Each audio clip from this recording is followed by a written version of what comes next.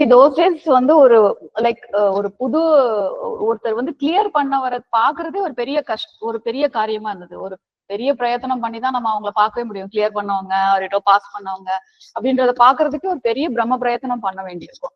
So அந்த மாதிரி time தான் அது. எனக்கு யாரையுமே பாஸ் பண்ணவங்களே தெரியவே தெரியாது. அவங்கள தூரத்துல இருந்து எஸ்டில நான் படிச்சப்ப தூரத்துல இருந்து இவங்க தான் ஐஏஎஸ் கிளியர் பண்ணிருக்காங்க அப்படின்னு சொல்றப்ப அவங்க பக்கத்துல போற அளவுக்கு கூட எங்களுக்கு ஸ்கோப் இருக்காது. ஏன்னா அவ்வளவு பேர் இருப்பாங்க, எல்லாரும் வந்து அவங்க கிட்ட பேசிட்டு இருப்பாங்க. நம்மள ஒரு ஆளா மதிச்சுலாம் யாரும் பேச போறது கிடையாது. சோ ஐ வாஸ் சோ என்ன சொல்றது, ஒரு பயத்துல ஸ்கேரியா தான் இருக்கும் அந்த சமயம்.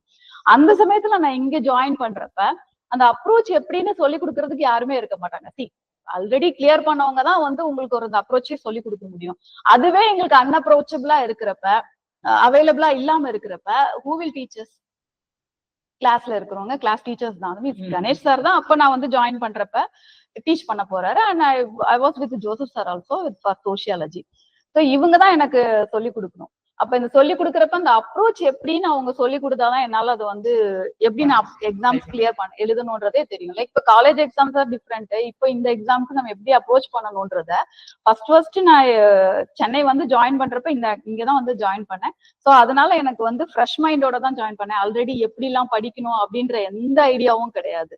ஸோ கணேஷ் சார் கிளாஸ் எடுக்கிறப்ப நான் பார்த்திருக்கேன். லைக் வந்து அவரே ஃபாரா பேசுவாரு, அவரே எகென்ஸ்டாவும் பேசுவாரு. ஒரு ஒப்பீனியன், ஒரு இஷ்யூ அப்படின்னா கரண்ட் அஃபேர்ஸோட ரிலேட் பண்ணி நிறைய பேசுவாரு. சோ அப்ப அந்த அவருக்குன்னு ஆக்சுவலா எந்த ஒப்பீனியனுமே அந்த கான்செப்ட்ல இருக்காது.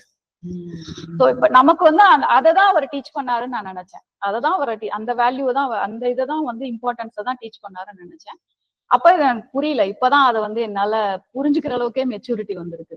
அப்ப வந்து அவர் ஓவரால் அப்ரோச் கொடுப்பாரு. பாசிட்டிவ், நெகட்டிவ் ஒப்பீனியன்ஸ் என்னென்ன வேணாலும் கொடுப்பாரு. It's like a literature. அவரோட கிளாஸ் எப்படி இருக்கும்னா it's like a good literature. ஒரு லிட்ரேச்சர் எப்பவுமே வந்து அது சொல்ல வர விஷயத்த சொல்லிட்டு அதோடைய decision or how you are taking it or how you are analysing இட்ன்றத வந்து it's your own choice and it depends upon your life experience and the way you brought up whatever it is.